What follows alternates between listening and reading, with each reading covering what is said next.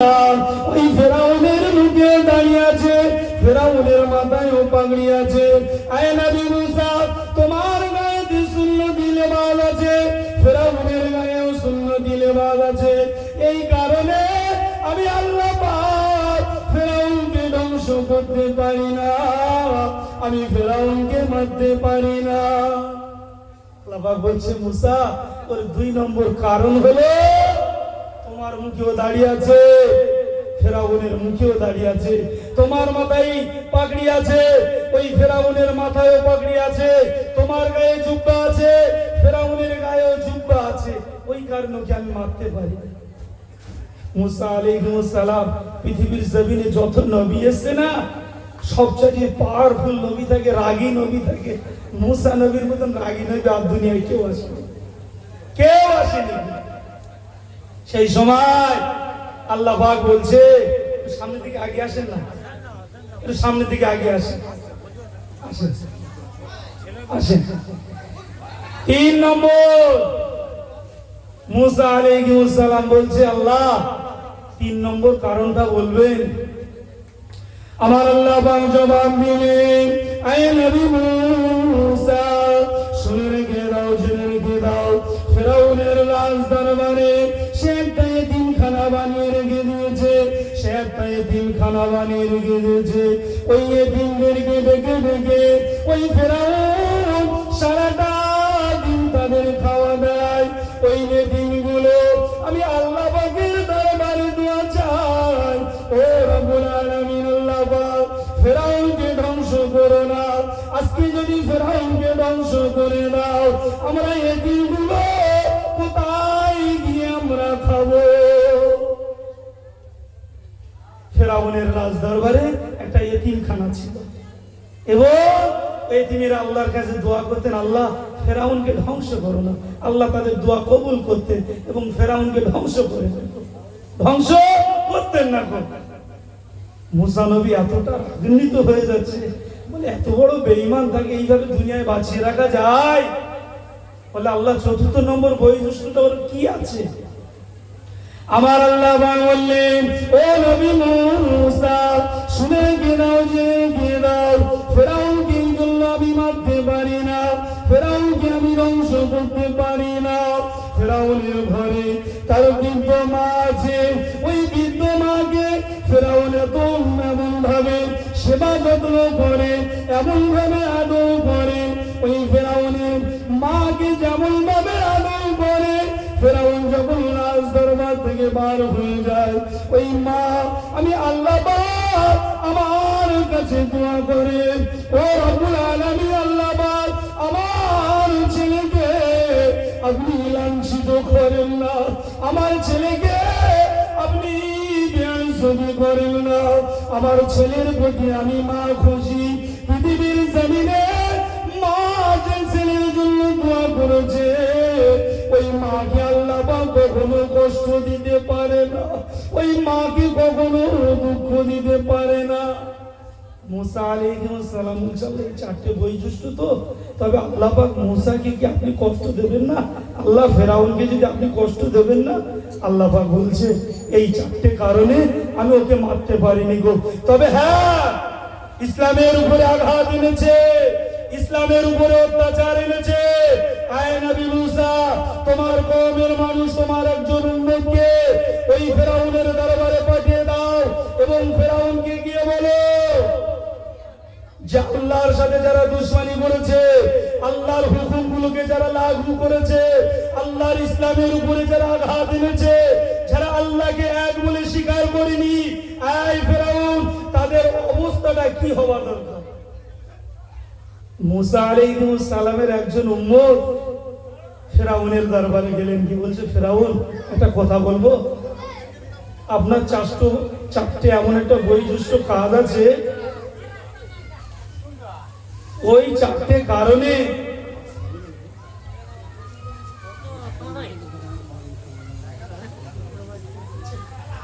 এই 4টে কারণে আল্লাহ পাক তোমাকে ধ্বংস করতে পারছে না। তবে আল্লাহর হুকুমগুলোকে যে মানে না, তার হালাত কি হওয়া দরকার? সেদিনই ফেরাউন বলেছিল, আল্লাহর হুকুমকে যারা অমান্য করবে, আল্লাহকে যারা বড় আমল দেখাবে, আমি ফেরাউন বলছি নীল নদের দরিয়ায় তাকে চুবিয়ে মারা দরকার। হাদিস আছে না নেই? আছে না নেই? বলে ফেরাউন কিভাবে বলেছিল গো? নীল নদের দরিয়ায় আল্লাহ বাহুকে এমন ভাবে চুবিয়ে মেরেছিলেন, কেন ফেরাউনের জবান থেকে আল্লাহ পাক এই কথাটা বার করে নিয়েছিলেন, যা ফেরাউন কিভাবে মরতে চাইছে জিজ্ঞাসা করতে।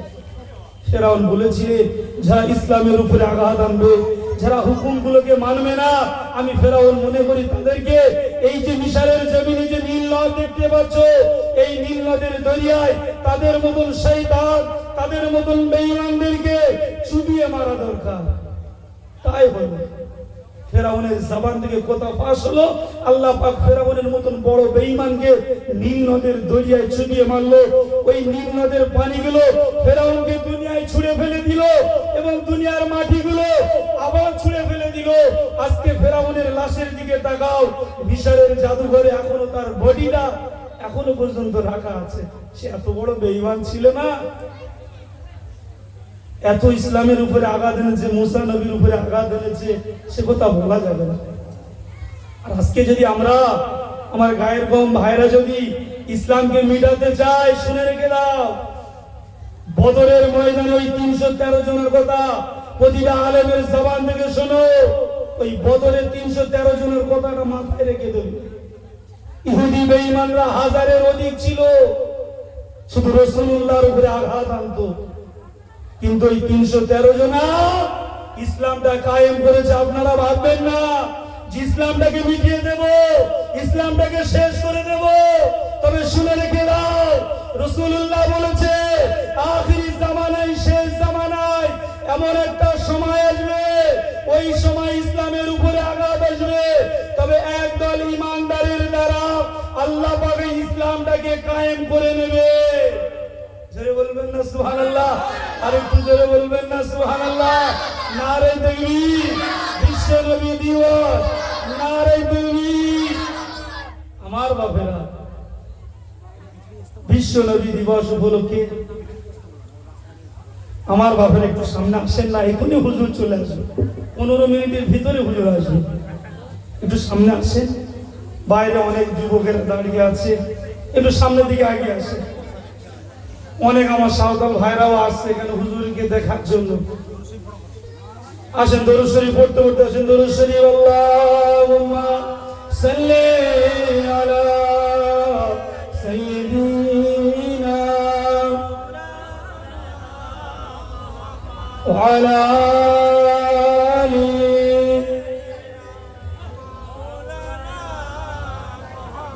আমার বাবেরা। বিশ্ব নবী দিবস উপলক্ষে মাহফিল, রাসূলুল্লাহর কিন্তু আদর্শ আমরা শুনি। রাসূলুল্লাহর আদর্শ এমন একটা আদর্শে আদর্শিত হয়েছি। রাসূলুল্লাহ বলেছে আমার কোন উম্মত যদি আমার একটা আদর্শ থেকে ফলো করে, আমি রাসূলুল্লাহ জিম্মাদার বেনে গেলাম, আমার ওই উম্মতদেরকে আযাবে জাহান্নাম থেকে বাঁচিয়ে নিয়ে আমি আল্লাহ পাক আমার দয়ার জান্নাতে দাখিল করাবো। জোরে বলবেন না সুবহানাল্লাহ? একটু জোরে বলবেন না সুবহানাল্লাহ? আপনারা রাসূলুল্লাহর আদর্শগুলোকে মেনে চলে। দুনিয়ার বাদশাহ নবী মুহাম্মদুর রাসূলুল্লাহ সাল্লাল্লাহু আলাইহি ওয়াসাল্লাম আম্মা জান আয়েশা ঘরে রইলেন, আম্মা জান ঘরে বসে রইলেন। এমন অবস্থায় সাহাবায়ে কেরাম এসে বললেন, ইয়া রাসূলুল্লাহ, ইয়া হাবিবাল্লাহ, হুজুর, হুজুর আপনার উম্মতেরা, ইয়া রাসূলুল্লাহ, ইয়া হাবিবাল্লাহ, হুজুর আপনার উম্মতেরা আপনাকে এতটা প্যার করে, আপনাকে এতটা ভালোবাসে। ইয়া রাসূলুল্লাহ, আপনার উম্মতদেরকে আপনি ভালোবাসেন। আমার আপনার নবী বলেছিলেন, ও আমার সাহাবায়ে কেরামেরা, ও আমার সাহাবী বোনেরা, তোমরা শুনে রেখে দাও, আমি রাসূলুল্লাহ পৃথিবীর জমিনে সবচেয়ে যদি বেশি ভালোবেসে থাকি একমাত্র আমার উম্মতদের। জোরে বলবেন না সুবহানাল্লাহ? আর একটু জোরে বলবেন না সুবহানাল্লাহ? রাসূলুল্লাহ কাদের ভালোবাসে? আমাদেরকে। আমরা রাসূলুল্লাহকে ভালোবাসি? বলে রাসূলুল্লাহকে আমরা ভালোবাসি? শুধু জবানে বলি, দিলের মহব্বত, জবানের মহব্বত আলাদা। রাসূলুল্লাহ যে আদর্শগুলো বলে গিয়েছে, কটা আদর্শগুলোকে আমরা মেনে চলছি গো? বলে একটাও মেনে চলছে। তবে বাপ, আমরা আমাদের নিজের জায়গা থেকে আমরা ভোটে গিয়েছি, ওই জন্য এত মারধর সব আমাদের উপরে উঠছে। তাই সর্বহালাতে আল্লাহর কাছে দোয়া চান এবং আল্লাহকে বলেন, আল্লাহ আমাকে ইসলামের ভিতরে একটু দাখিল হওয়ার তৌফিক দাও। কোরআনে এসেছে, ইয়া আইয়ুহাল্লাযীনা আমানু, হে ঈমানওয়ালা, উদখুলু ফিস-সিলমি কাফা, তোমরা পরিপূর্ণভাবে ইসলামের ভিতরে দাখিল হও। ইসলামের ভিতরে যদি দাখিল হতে পারো, ওয়ালা তাত্তাবিউ খুতুওয়াতিশ শাইতান, তোমরা শয়তানের দলভুক্ত হয়ে যাবে। শয়তান তোমাদেরকে গ্রাস করে ফেলবে, শয়তান তোমাদেরকে ধরে ফেলবে। আর শয়তান যখনই ধরে ফেলবে, আমাদের কলব, আমাদের অন্তর অলরেডি আমরা গুমরাহী হয়ে যাব। যতই ভালো কথা বলুক না কেন, আমাদের মগজে ঢুকবে না, আমাদের দিমাগে আসবে না। তাই রাসূলুল্লাহ সাল্লাল্লাহু আলাইহি ওয়াসাল্লাম এই মাসে দুনিয়ায় এসেছে, আবার এই মাসে দুনিয়া থেকে বিদায় নিয়েছে। যেদিন বিদায় নেয় 4 দিন আগে রাসূলুল্লাহ খুব মাথা যন্ত্রণা হয়, খুব মাথা যন্ত্রণা হয়। রাসূলুল্লাহ এতটা মাথা যন্ত্রণা হয়, প্রথম দিনকে জিবরিল আলাইহিস সালাম এসে বললেন, ইয়া রাসূলুল্লাহ, হুজুর আপনার শরীরটা কেমন? আল্লাহ রাসূল বলছে, ভাই জিবরিল, শরীরটা খুব একটা ভালো না। একদিন, 2 দিন, 3 দিন, 4 দিনের মাথায় জিবরাইল আলাইহিস সালাম আর আসলেন না। তিনি দানার সাথে মালাকুল মউত আজরাইল আলাইহিস সালামকে সঙ্গে নিয়ে এসে আমার নবীকে সালাম দিলেন, আসসালামু আলাইকা ইয়া রাসূলুল্লাহ, আসসালামু আলাইকা ইয়া হাবিবাল্লাহ। হুজুর আর 4 দিন হয়ে গেল, ইয়া রাসূলুল্লাহ, ইয়া হাবিবাল্লাহ, হুজুর আপনার শরীরটা খারাপ, আল্লাহ আপনার দিদারে মশগুল হয়ে আছে, হুজুর আল্লাহ আপনার সাথে সাক্ষাতের জন্য আগ্রহ হয়ে আছে। আল্লাহ নবী বলেছিলেন, ও ভাই জিবরাইল, তোমার সাথে ওই যে কে দাঁড়িয়ে আছে?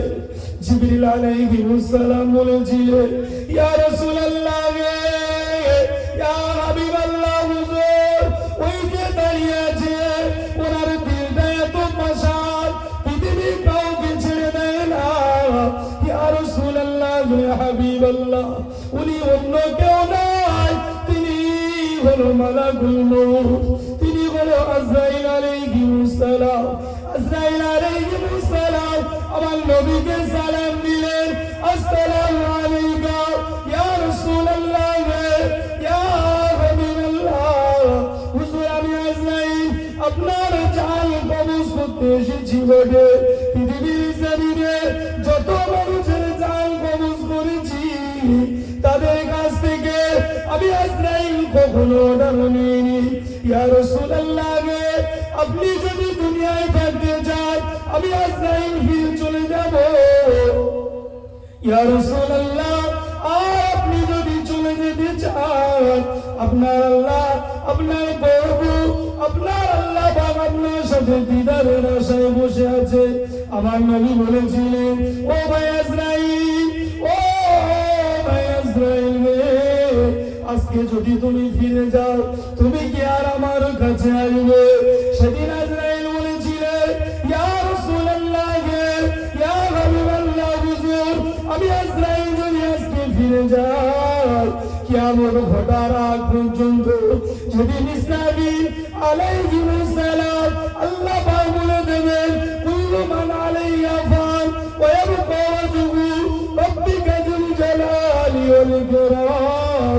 সেদিন ইসরাফিল আলাইহিস সালাম ওই বাঁশিতে ফু দিয়ে দেবে, দুনিয়া ধ্বংস হয়ে যাবে। সেই দিনের আগ পর্যন্ত আমি আজরাইল আর ফিরে আসব না। আমার নবী বলেছিলেন, ও ভাই আজরাইল রে, ও ভাই আজরাইল, নাও না নাও, আমি যেখানে দুনিয়ায় থাকতে নিতে পারবো না, আমার জানটা নিয়ে নাও। আজরাইল আলাইহিস সালাম সাহাবারা উল্টা দিয়ে দিনে দুনিয়ার বাদশাহ, বাদশাহ দিনের বাদশাহ, আখির নবী নবী মুহাম্মদুর রাসূলুল্লাহ সাল্লাল্লাহু আলাইহি ওয়াসাল্লাম এই জাহানের উপরে যখন হাত দিয়েছে গো বাবা, আল্লাহর নবী এত জোরে কেঁদে উঠলে এবং আজরাইলকে বলছে, ও ভাই আজরাইল, ও ভাই আজরাইল, তোমার দিলে কি মায়া নেই? তোমার অন্তরে কি মায়া নেই? তোমার দিলে কি রহম নেই? আমি হলাম আখিরি নবী, আমি হলাম শেষ নবী। আমার জানের উপরে আল্লাহ পাকের ওই উহুদ পাহাড়টা কি চাপিয়ে দিয়েছে। সেদিন রাসূলুল্লাহ বলার সাথে সাথে মালাকুল মউত আজরাইল আলাইহিস সালাম আমার নবীকে বলেছিলেন, ইয়া রাসূলুল্লাহ, ইয়া হাবিবাল্লাহ, হুজুর পৃথিবীর জমিনে আমি যত মানুষের জান কবজ করেছি, পৃথিবীর জমিনে আপনি শ্রেষ্ঠ, আপনার ধর্ম শ্রেষ্ঠ, আপনার কোরআন সত্য। ইয়া রাসূলুল্লাহ, ইয়া হাবিবাল্লাহ, হুজুর, হুজুর পৃথিবীর জমিনে আমি আজরাইল আপনার মতন জান আসানের সাথে কাউকে কবজ করি না।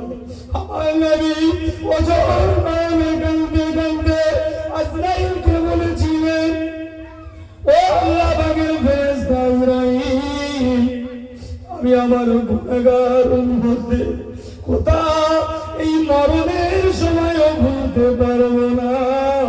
আমার উম্মতেরা গুনাহগার হবে, আমার উম্মতেরা খাতাকার হবে। ও ফেরেশতা আজরাইল, আমার উম্মতের ওই যে জান কবজ করা যে কষ্ট, ওই কষ্টগুলো আমি রাসূলুল্লাহ আমার জানের উপর থেকে নিয়ে না। জোরে বলবেন না সুবহানাল্লাহ? একটু জোরে বলবেন না সুবহানাল্লাহ? রাসূলুল্লাহ কি বলেছে? এ ভাই আজরাইল, আমার উম্মতেরা গুনাহগার হবে, তবে আমার উম্মতদের যে জানটা কবজ করো তুমি, তাদের কষ্টগুলো আমি রাসূলুল্লাহ আমার জানের উপর থেকে নিয়ে নাও। আজকে আপনারা ভাবে রাসূলুল্লাহ মরণের এতে এখনো রাসূলুল্লাহ বলছে, আল্লাহ আমার উম্মতদেরকে ছাড় দিয়ে দাও, আমার উম্মতদেরকে নাজাত দিয়ে দাও।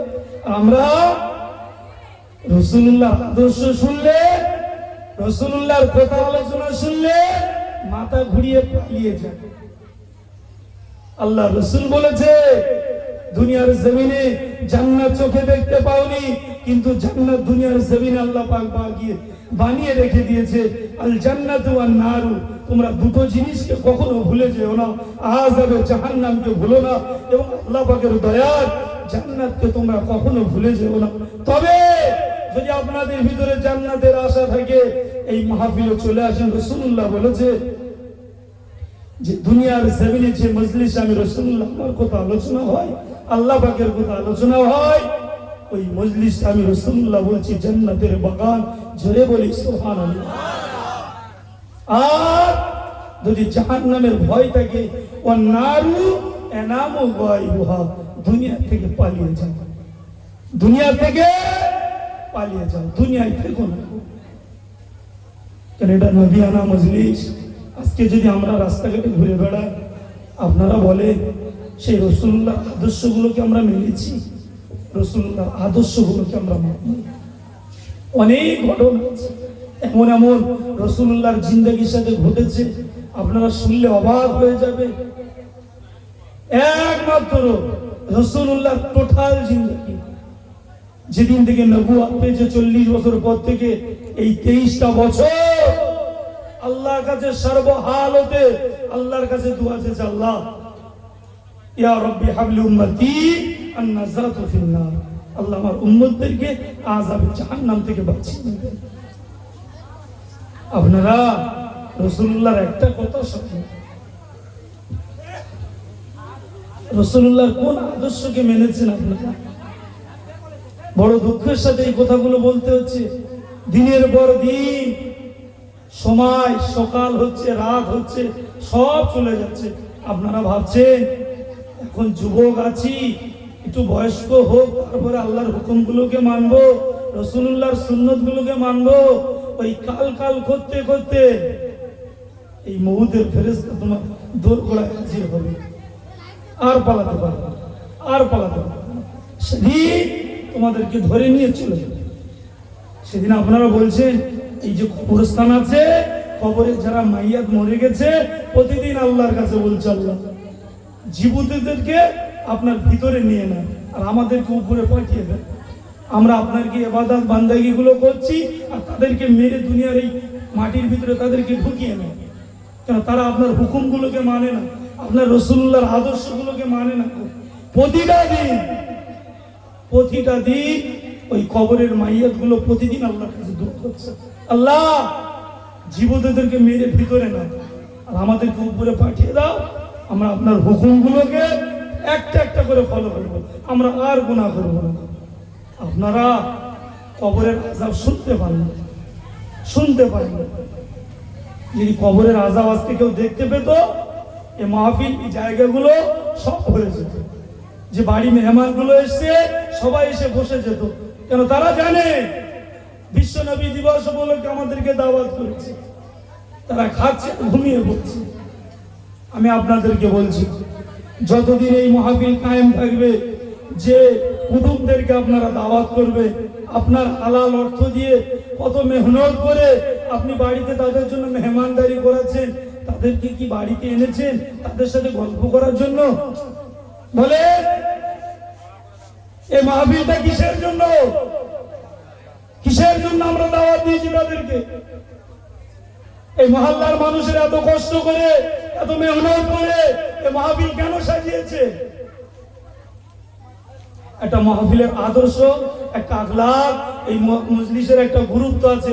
এই মজলিসটা যেন ভরে থাকে, এই জন্য তো আমরা দাওয়াত দিয়েছি। না তাদের জন্য গল্প করার জন্য? বাড়িতে আমার বোনাই এসেছে, শালিগুলো তাদেরকে নিয়ে খুব ফুর্তি করছে। করো, এখন জোয়ান বয়স আছে তো, ভিতরে ঢোকো, ব্যাটন যা চালাবে সেদিন বুঝতে পারবে। কারোর সামনে আপনারা পর্দা করতে পারছেন না। আমার বাপেদের দুটো হাতে ধরে বলছি, নিজেরা পরিবর্তন হন, ফ্যামিলির মানুষদেরকে পরিবর্তন করিয়ে নেন। আল্লাহর কাছে জবাব দিতে পারবেন, আল্লাহর কাছে জবাব দিতে পারবেন না। আল্লাহ যেদিন আপনাদেরকে জিজ্ঞাসা করবে, সেদিন আল্লাহর কাছে আপনারা জবাব দিতে পারবেন না, সেদিন পাগল হয়ে যাবে। এই যে হুকুকুন নাফস, এই নাফস আপনাকে ক্ষমা করবে না। নাফসকে আপনি জব্দ করতে পারছেন না। তাই যতদিন আল্লাহ পাক আমাদের হায়াতে রাখবেন, এই নবিয়ানা এই মজলিসগুলো আল্লাহ পাক যেন কিয়ামত পর্যন্ত জারি রাখে। সবাই বলি আল্লাহুম্মা আমিন। তবে একটা কথা আপনাদেরকে বলি, সামনে যে দিন আছে অনেক দলের মানুষ দেখতে পাবে, নবী দিবস করা যাবে না, নামাজ পড়া যাবে না গো, মাথায় টুপি দেওয়া যাবে না। অনেক মানুষ বলবে আমরা তো সব ইউটিউব হুজুর, সব ইউটিউব হুজুর। আপনি আমার চেয়ে আপনারা অনেক শিক্ষিত মানুষ বসে আছে, আপনাদের অনেক মশলাগত জ্ঞান আছে। একটা মহল্লার ইমামের তুলনায় পাড়ার মানুষ অনেক শিক্ষিত। মাসলাক যদি জিজ্ঞাসা করায়, সব মাসলা কিন্তু উত্তর দেবে চায়ের দোকানে বসে, বাজারের মোড়ের মাথায় বসে। তখন আর মুফতি সাহেবের প্রয়োজন পড়ে না, তখন মহল্লার ইমামের প্রয়োজন পড়ে না। কত ফতোয়া নেবে একটা মুফতি সাহেব? তালাকের মাসলা দিতে ভুল সে ভয় করে, কিন্তু একটা আম মানুষকে জিজ্ঞাসা করবে, চায়ের দোকানে সে মশলা হল হয়ে গেছে। বিশ্বাস করে সে মশলা অলরেডি হল হয়ে গেছে। এটা করা যাবে না, এইভাবে করতে হবে, ওইভাবে করতে হবে, সে ঠিক বুঝিয়ে। তাই আপনাদেরকে বলবো, যতদিন বেঁচে আছে, এই যে আল্লাহ পাক সূরা ফাতিহাটা নাযিল করেছে, এর ভিতরে দুনিয়ার সারমর্ম সব লুকিয়ে আছে, সব লুকিয়ে আছে। আমরা যেদিন বলেছিলাম ইয়্যাকা না'বুদু ওয়া ইয়্যাকা নাস্তাঈন, আল্লাহ আমরা তোমারই ইবাদত করি, তোমারই উপাসনা করি, একমাত্র একটা দিক লক্ষ্য করে, ইহদিনাস সিরাতাল মুস্তাকিম, এবং সদা রাস্তাটা পাওয়ার জন্য। আরে বিল্লাহ বলছিল না যে মরার আগে আমাদেরকে মরে যেতে হবে। হাদিস তাকের ভিতরে হচ্ছে মুতু, তোমরা মরে যাও। কবে মরবে? কবলা আনতা মুতু, মরার আগে আপনারা একটু মরে দেখেন, জীবন পরিবর্তন হয়ে যাবে। বালিশে মাথা দিয়ে একটু মরার ভান করে যে একটু মরে যায়। এই তোতা পাখির গল্প শুনেছেন? হ্যাঁ, একজন শিকারী একটা পাখিকে ধরে নিয়ে গেছে এবং সেই পাখি যখন একটা তার মালিক বাইরে যাচ্ছে সবার জন্য জিনিস আনছে এবং তোতাকে বলছে, এই তোতা তোর কিসের প্রয়োজন? তোতা বলছে, যদি আমার কোনো জাত ভাইকে দেখতে পাও আমার জাত ভাইকে জিজ্ঞাসা করবে কি করলে আমি নাজাত পাবো। কি বলেছে? তাকবীর দেন, নারায়ে তাকবীর, নারায়ে তাকবীর। জনাব ওদুদ সাহেব, জনাব ওদুদ সাহেব, নারায়ে তাকবীর, জান্নাত তাকবীর। বিশ্ব নবী দিওয়ান, বিশ্ব নবী দিওয়ান, সোহাবিদিয়া গ্রামবাসী বৃন্দ, নারায়ে তাকবীর। আপনারা এসে আপনারা খুশি না খুশি না? খুশি না খুশি না? যে যেখানে আসে এই